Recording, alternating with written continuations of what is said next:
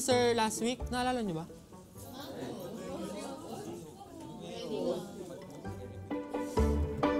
Okay, good morning class. Okay, the last time I said that we will be having a summative test last week, right? Okay, and that is today. Yes, that is today. So we're going to distribute the test paper. Walang magkokopyahan.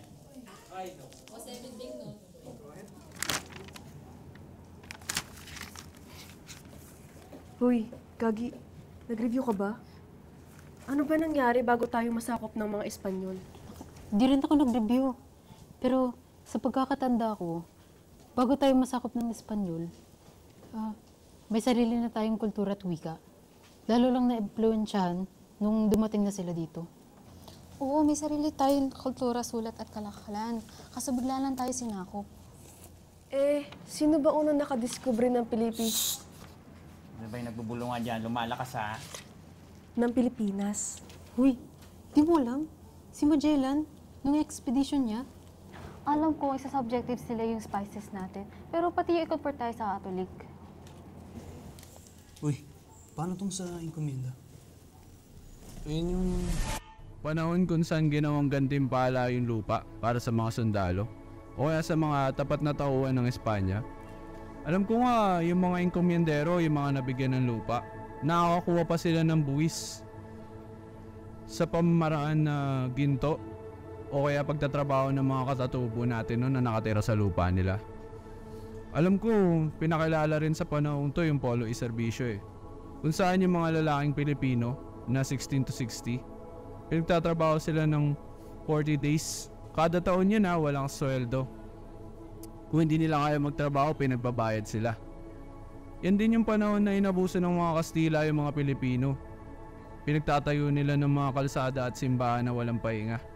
Yung iba, sinasaktan nila, inuhuli nila. Pag napapagod, wala hindi pamilyar yung mga Pilipino sa ganitong sistema. Kaya madali silang namanipula. Unfair naman nun. Huy, lakas ng boses mo. Ay, sorry. Imagine pinagdadamutan ka na nga ng lupa tapos inaabusok ng sarili mong bansa. Wala Nagtagal, na-realize nila karapatan nila. Ayun, pinaglaban nila. Nagalsa sila. nag-alsa? Paano mo umalsa? Yung Cavite Mutiny, hindi mo ba alam nangyari doon?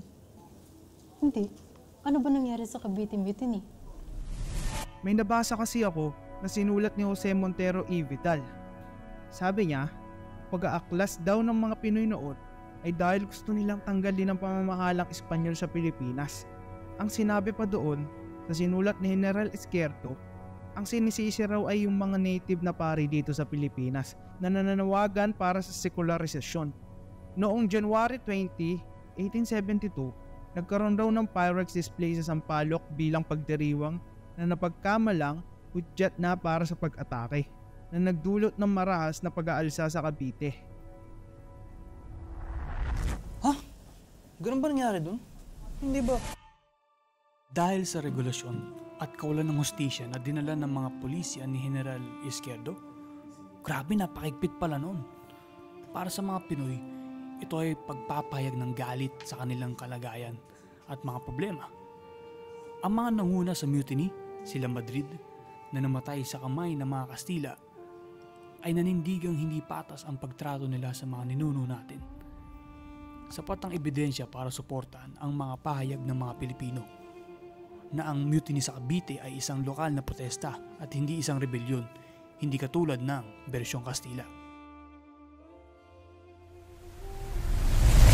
Okay class, stay quiet May kukunin lang ako sa faculty. Yes, sir. Di ganun din yun. Pilipino rin pala nagsimula ng gulo. Sa tingin Spanish, Pinay nagsimula. Pero di rin naman sila magpaprotesta kung di naman sila abuso.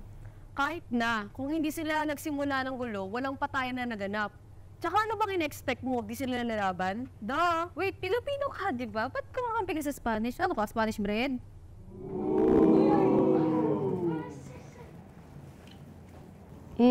Sino yung tatlong pare na pasimuno raw sa pag-aaklas? Yung Gumbursa. Sino ba yung Gumbursa? Sila yung kilalang tatlong pare na alam kong pinaghinalaang utak umano daw ng Cavite Mutiny.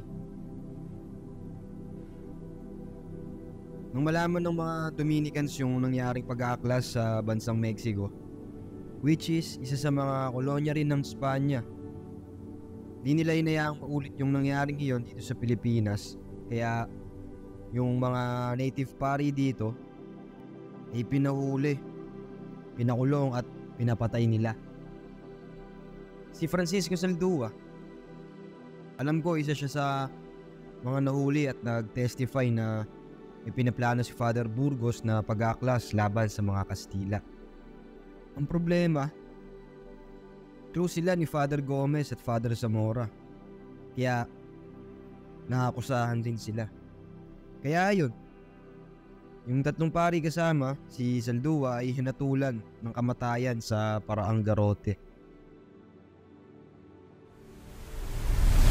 Saan mo naman nalaman niya? Sa handout, nabasa ko rin doon sa modules. Pinag-aralan na natin yan dati pa.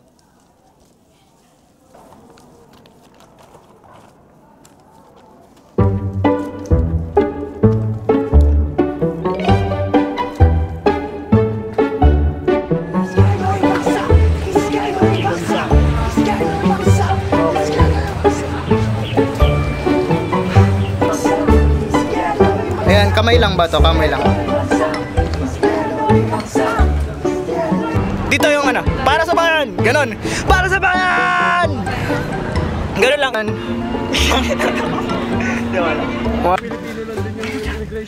Hindi ganon! Hindi ganon! Go!